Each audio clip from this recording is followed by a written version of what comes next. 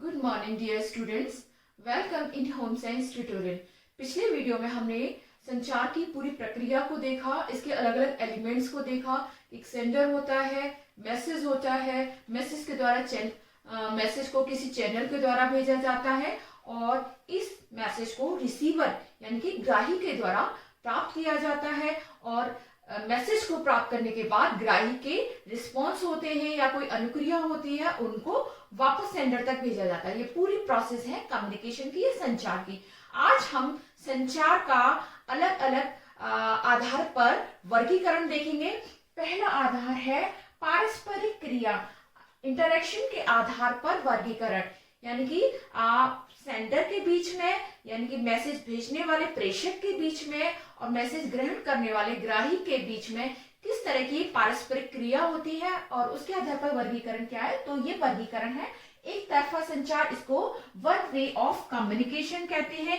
One way of communication में जैसे कि नाम से पता चल रहा है एक तरफा, यानी कि प्रेषक के द्वारा मैसेज को भेजा जा रहा है, ग्राही ने मैसेज को रिसीव किया है, प्राप्त कर लिया है, लेकिन प्राप्त करने के बाद ग्राही के कोई रिस्पॉन्स सेंडर तक नहीं भेजे जा रहे हैं। तो इसलिए ये जो कम्युनिकेशन की प्रोसेस है ये हुई एक तरफा, यानी कि ये सेंडर है, सेंडर ने मैसेज भेजा है, सेंडर ने मैसेज को भेजा है और मैसेज को रिसीवर ने रिसीव किया है, ग्राही ने प्राप्त किया है, लेकिन बाद में जो रिस्पॉन्स आना चाहिए वो रिस्पॉन्स नहीं आया है, रिस्पॉन्स नहीं आया है, इसलिए इसको वन वे ऑफ कम्युनिकेशन कहते हैं। इसका दूसरा वर्गीकरण है द्वितरफा संचार। इसमें सेंडर के द्वारा जो मैसेज भेजा गया है वो रिसीवर ने प्राप्त किया है और उसको प्राप्त करने के बाद उसका रिस्पॉन्स आता है, प्रतिपुष्टि आती है और ये प्रतिपुष्टि शाब्दिक या अशाब्दिक किसी भी रूप में हो सकती है। जैसे मैं इसका एग्जांपल देती हूँ कि एक छोटा बच्चा है, वो रोता है, रोकर अपनी अनुक्रिया देता है, अपना मैसेज देता है, माँ उसके मैसेज को देखती है कि बच्चा रो रहा है, माँ उसको दूध पिलाती है।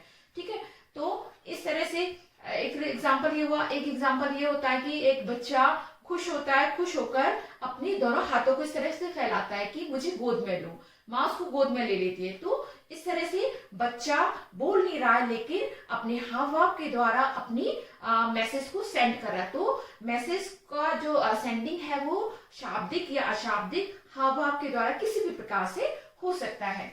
तो ये हुए पारस्परिक क्रिया के आधार पर वन वे कम्युनिकेशन, एक तरफा संचार, और द्वितरफा संचार, टू वे कम्युनिकेशन। इसके बाद नेक्स्ट जो वर्गीकरण है वो है संचार के लेवल, संचार के स्तर यानी कि लेवल ऑफ कम्युनिकेशन के आधार पर कि किस लेवल पर किस तरह से कम्युनिकेशन हो रहा है। तो इसमें पहला वर्गीकरण है अंतराव्यक्तिक संचार यानी कि इंट्रापर्सनल कम्युनिकेशन। जब इंट्रा वर्ड आ जाता है यानी कि ये एक व्यक्ति तक ही लिमिटेड होता है, एक व्यक्ति या एक संस्था तक लिमिटेड होता है। तो इंट्रापर्सनल का मतलब है कि ये एक व्यक्ति का अपने अंदर ही चलने वाला संचार है, यानी कि ये बिल्कुल व्यक्तिगत होता है, पर्सनल होता है और ये एक सतत प्रक्रिया है। हम हमेशा अपने आप से बात करते रहते हैं, विचार करते रहते हैं। ठीक है, अब जैसे इसका एग्जांपल देती हूँ कि हम कभी मौखिक परीक्षा के लिए तैयारी कर रहे हैं और हम आपस में इंटरेक्शन करते हैं कि टीचर मुझसे ये सवाल पूछेंगी तो मैं इसका ये जवाब दूंगा, टीचर ने मुझसे ये पूछा तो मैं इसका ये जवाब दूंगा। जब हम कहीं मंच पर भाषण देने जाते हैं तो वो जो भी हमें बोलना है उसको हम रिकॉल करते हैं, अपने मन के अंदर ही उसको याद करते रहते हैं, है ना, मरमराइज करते हैं। तो ये जो प्रोसेस है ये कहलाती है इंट्रापर्सनल कम्युनिकेशन और ये एक कंटिन्यूअस प्रोसेस है, लगातार चलती रहने वाली प्रक्रिया। हम कभी ना कभी किसी ना किसी चीज को अपने मन के अंदर मनन करते रहते हैं, अपने आप से बात कर रहे होते हैं। तो ये है अंतराव्यक्तिक संचार। सेकेंड है इसमें अंतरव्यक्तिक संचार, इंटरपर्सनल कम्युनिकेशन। दो व्यक्तियों या दो से ज्यादा व्यक्तियों के बीच में होने वाला कम्युनिकेशन इंटरपर्सनल कम्युनिकेशन कहलाता है। और इसके एग्जांपल देती हूँ, जैसे जब हम बीमार होते हैं हम डॉक्टर के पास जाते हैं तो डॉक्टर हमसे सिम्टम्स पूछती है, आपको क्या बीमारी है, क्या उसके लक्षण है, उसके आधार पर वो अपना प्रिस्क्रिप्शन लिखती है। ठीक है, तो ये दो अधिक लोगों के बीच में होने वाला जो इंटरेक्शन है ये कहलाएगा अंतर व्यक्तिक कम्युनिकेशन, अंतर व्यक्तिक संचार। तो इसमें दो लोग आमने सामने होते हैं तो ये सबसे इफेक्टिव कम्युनिकेशन माना जाता है, क्योंकि इसमें रिस्पॉन्स, प्रतिपुष्टि जो है, रिस्पॉन्स ये है ये तुरंत ही मिल जाता है। तो दोनों के बीच में हाव भाव के द्वारा, गेस्चर्स के द्वारा, मुख मुद्राओं के द्वारा संवेगों का आदान प्रदान किया जाता है। तो सबसे इफेक्टिव जो कम्युनिकेशन है वो है interpersonal communication. Most effective communication, सबसे प्रभावी कम्युनिकेशन होता है। इसके बाद तीसरा है ग्रुप कम्युनिकेशन या इसको समूह संचार। एक ग्रुप में कम्युनिकेशन की प्रक्रिया होती है और ज्यादातर वो ग्रुप एक जैसा होता है। जो ग्राही है, मैसेज को प्राप्त करने वाले हैं, वो एक समान पृष्ठभूमि के होते हैं, तो कम्युनिकेशन इफेक्टिव भी होता है। और इसके अलावा ये कम्युनिकेशन वहां किया जाता है जहां एक समूह को सर्वसम्मति से एक निर्णय पर पहुंचना है।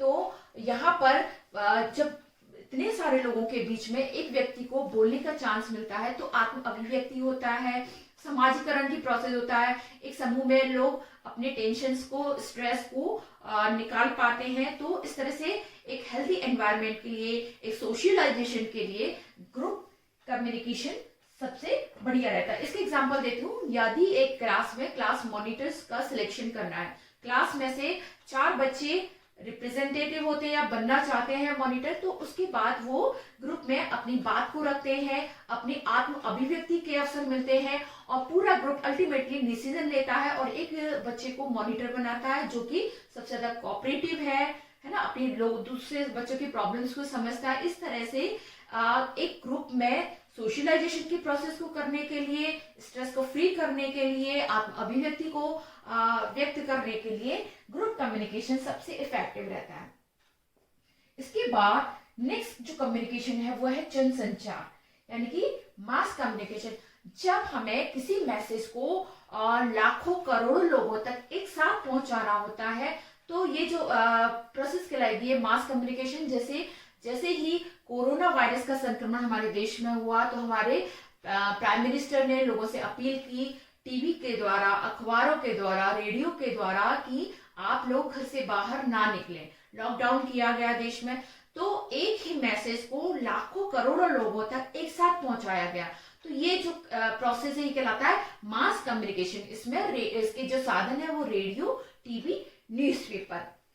इसके बाद नेक्स्ट कम्युनिकेशन है अंतरा संस्था संचार, यानी कि इंट्रा ऑर्गेनाइजेशन कम्युनिकेशन।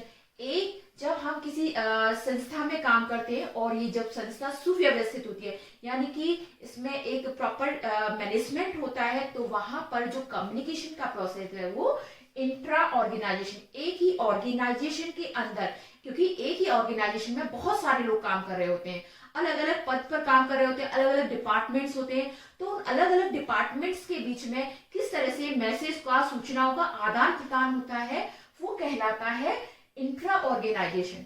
जैसे अगर मैं एक स्कूल में बात करती हूँ तो स्कूल में सबसे हेड है प्रिंसिपल, उसके बाद टीचर्स आते हैं, टीचर्स की भी हायरार्की, पदानुक्रम होता है। जैसे कि जो 11th 12th क्लास को पढ़ाते हैं वो टीचर्स का एक अलग ग्रुप होता है, जो 9th 10th को पढ़ा रहे हैं उनका अलग है, 6 to 8 क्लास को पढ़ाने वाले टीचर्स का अलग समूह होता है, और प्राइमरी क्लासेस 1 to 5 को पढ़ाने वाले टीचर्स का अलग समूह होता है। तो जब भी किसी आदेश को भेजा जाता है तो प्रिंसिपल से सभी टीचर्स को भेजा जाता है, तो एक हायरार्की के क्रम में मैसेज को आया जाता है और उसके बाद वो मैसेज स्टूडेंट्स तक पहुंचता है। तो इस तरह से हर संस्था के अंदर उनके पदों के आधार पर, उनके डेजिग्नेशन के आधार पर, उनके जो काम करने वाले व्यक्ति हैं उनकी योग्यताओं के आधार पर अलग अलग पोस्ट होते हैं और अलग अलग डिपार्टमेंट्स के बीच में किस तरह से कम्युनिकेशन हो रहा है, संचार हो रहा है, वो कहलाता है इंट्रा ऑर्गेनाइजेशन। इसमें भी यदि हम देखें तो टॉप, यानी कि बॉस से एम्प्लॉइज तक वन वे कम्युनिकेशन होता है। बॉस से लेकर एम्प्लॉइज तक जो कम्युनिकेशन की प्रोसेस है वो वन वे, यानी कि आदेश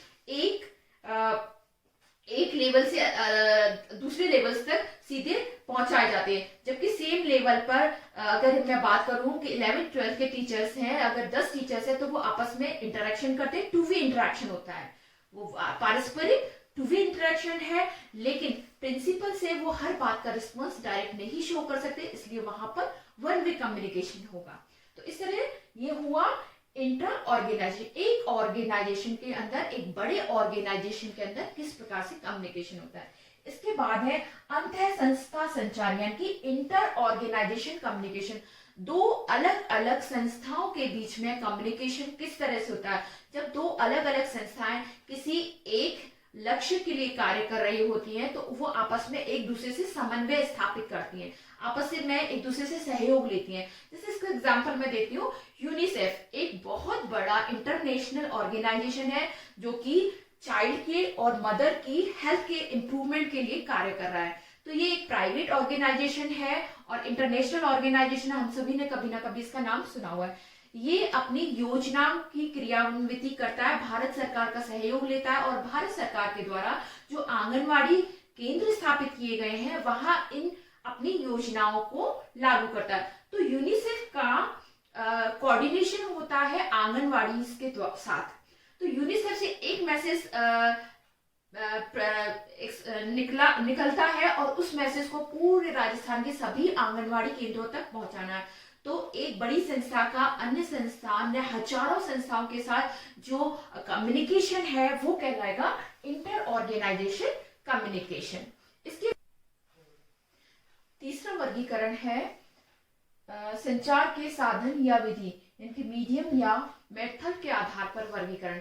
ये वर्गीकरण दो प्रकार का होता है, शाब्दिक या इसको मौखिक संचार वर्बल कम्युनिकेशन कहते हैं, जिसमें हम बोलकर या गाकर अपने संचार करते हैं, है ना। तो ये मौखिक कम्युनिकेशन है, इसमें बोलना जरूरी होता है। दूसरा होगा गैर शाब्दिक संचार या नॉन वर्बल कम्युनिकेशन। इसमें व्यक्ति के हाव भाव, मुख मुद्राएं, आइस कांटेक्ट, उसके ड्रेस पहनने का स्टाइल, उसकी केश सज्जा, उसकी मुख मुद्रा, उसकी मिजाज, है ना। जैसे कथक डांस में अलग अलग मुद्राएं बनाई जाती हैं, ये सब मुद्राओं के द्वारा कम्युनिकेशन किया जाता है। इसमें शब्दों का इस्तेमाल नहीं किया जाता है, इसलिए इसको नॉन वर्बल कम्युनिकेशन कहते हैं। ठीक है। इसके बाद चौथा वर्गीकरण है एक से अधिक इंद्रियों के काम में लेने के आधार पर। जब हम किसी भी चीज को देखते हैं तो हमारी आईज काम कर रही होती है ना। किसी चीज को सुन रहे होते हैं, हमारे कान काम कर रहे हैं। तो हमारे जितने भी 5 सेंसरी ऑर्गन्स हैं, तो उसके आधार पर नेक्स्ट वर्गीकरण है। तो यदि हम किताब पढ़ते हैं तो उसमें उसकी तुलना में यदि हम टीवी पर कोई प्रोग्राम देख रहे हैं तो उसमें हम सुन भी रहे हैं और देख भी रहे हैं, तो एक से ज्यादा इंद्रियां सक्रिय है हमारी। इसी तरह अगर हम स्टेज पर कोई प्रोग्राम देख रहे हैं तो हम देख भी रहे हैं, सुन रहे हैं। तो एक रिसर्च में ये पता चला है कि किताब पढ़ने की तुलना में यदि हम किसी प्रोग्राम को डायरेक्ट टीवी पर देखते हैं या किसी स्टेज शो में देखते हैं तो वो ज्यादा इफेक्टिव होता है, क्योंकि उसमें एक से ज्यादा इंद्रियां होती हैं। तो जहां एक से ज्यादा इंद्रियां हमारी भाग ले रही हैं कम्युनिकेशन में, तो वो कम्युनिकेशन ज्यादा इफेक्टिव होता है। तो आज के वीडियो में हमने संचार की जो प्रक्रिया है उसका वर्गीकरण देखा, उसका 4 आधारों पर वर्गीकरण देखा। पहला था पारस्परिक क्रिया के आधार पर, ये एक तरफा संचार वन वे कम्युनिकेशन, और टू वे कम्युनिकेशन द्वितरफा संचार। ठीक है। इसके बाद संचार के लेवलों के आधार पर हमने वर्गीकरण देखा था।